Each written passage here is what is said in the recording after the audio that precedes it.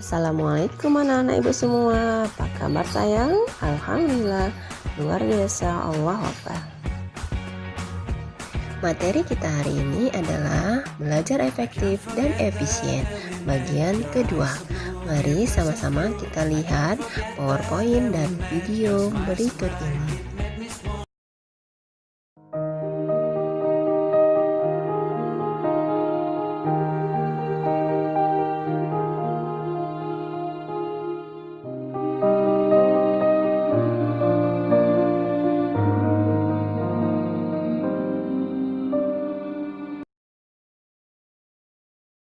Satu hal yang selalu dilakukan oleh semua orang, baik sejak bayi, anak kecil, remaja, dewasa, hingga tua. Hal itu adalah belajar.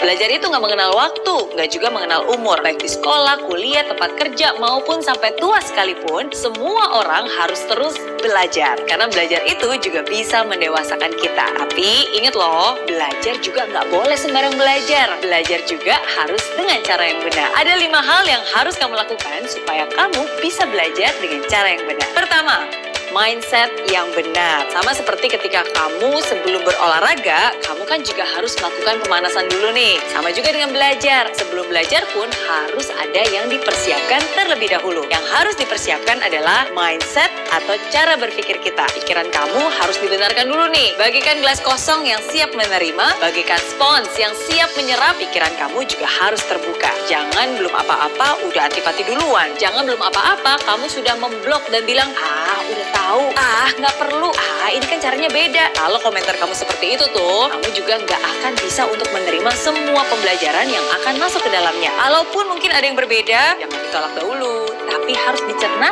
dan juga diolah. Ingat, dengan mindset yang benar, maka kamu pun bisa belajar dengan cara yang benar. Yang kedua, guru yang benar. Belajarlah dari orang yang pernah melakukan hal yang ingin kamu pelajari. Belajarlah dari orang yang benar-benar mengerti hal-hal yang memang kamu ingin kuasai. Kalau kamu belajar masak tapi belajarnya sama montir yang nggak pernah bisa masak sama sekali, pastinya nggak akan bisa juga kan? Kalau kamu ingin belajar renang tapi belajar dengan guru yang sama sekali nggak pernah berenang, pasti hasilnya juga tidak akan maksimal. Tapi kalau kamu mau belajar dengan orang yang ahli, yang benar-benar sudah mengerti hal-hal yang kamu ingin kuasai, belajar juga dari orang-orang yang sudah terbukti melakukan hal yang memang ingin kamu dapatkan, dan juga ada track recordnya, pastinya pembelajaran kamu juga pasti akan jauh lebih cepat dan jauh lebih efektif.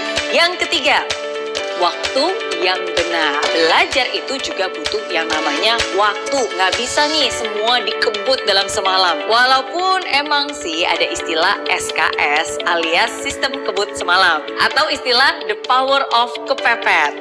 Sama halnya dengan belajar. Belajar juga butuh yang namanya waktu. Pikiran kita pun juga butuh jeda untuk bisa mengolah dan mencerna semua hal yang ada. Karena sebenarnya nih, bahkan belajar itu harus dijadikan sebuah kebiasaan. Sama seperti halnya analogi tentang mandi ataupun gosok gigi nih. Mungkin nggak sih kamu mandi selama 1 jam, 2 jam bahkan, habis itu kamu nggak mandi lagi selama 1 bulan? Pasti rasanya risih. Atau mungkin, saya kan udah gosok gigi nih selama setengah jam, berarti habis itu saya nggak usah gosok gigi lagi selama seminggu. Nggak mungkin juga kan? Pasti rasanya risih, pasti rasanya aneh banget. Sama juga, belajar pun harus seperti itu. Harus dijadikan habit. Jangan sampai, hari ini kan saya sudah belajar terus-terusan 10 jam, habis itu tinggalin aja deh, nggak belajar lagi. Jadinya kan nggak efisien. Ingat, belajar itu sekali lagi harus dijadikan sebuah kebiasaan. Sama seperti mandi, sama seperti gosok gigi. Sehingga kalau ada hari di mana kamu nggak mandi, nggak gosok gigi, rasanya, ada yang kurang ya. Nggak enak ya. Begitu juga dengan belajar. Kalau itu sudah menjadi sebuah kebiasaan, sehari aja kamu nggak belajar, pasti kamu akan merasa, kok risih ya, kok ada yang kurang ya. Karena sekali lagi, semua itu sudah menjadi kebiasaan yang kamu lakukan setiap harinya. Keempat, cara yang benar. Setiap orang punya cara tersendiri bagaimana dia bisa menyerap informasi secara efektif dan juga efisien. Kamu pun harus bisa mengenali kamu termasuk tipe orang yang belajarnya seperti apa. Secara garis besar nih, ada 3 tipe orang: visual, auditory, dan juga kinestetik. Orang visual itu biasanya mereka akan menangkap secara optimal, menyerap informasi yang dibaca ataupun dilihat. Orang auditory biasanya adalah orang yang lebih mudah menerima informasi melalui apapun yang dia dengar. Orang kinestetik estetik biasanya adalah orang yang sangat senang dan juga cepat mengerti bila informasi itu diserap terlebih dahulu ataupun dicontohkan dahulu, atau dia membayangkan orang lain untuk melakukan hal yang sedang dipelajarinya. Kalau kamu termasuk yang mana nih? Coba kenali diri kamu terlebih dahulu dan ketahui cara belajar mana yang paling efektif untuk kamu sehingga kamu bisa menggunakan cara tersebut dengan tepat. Kelima,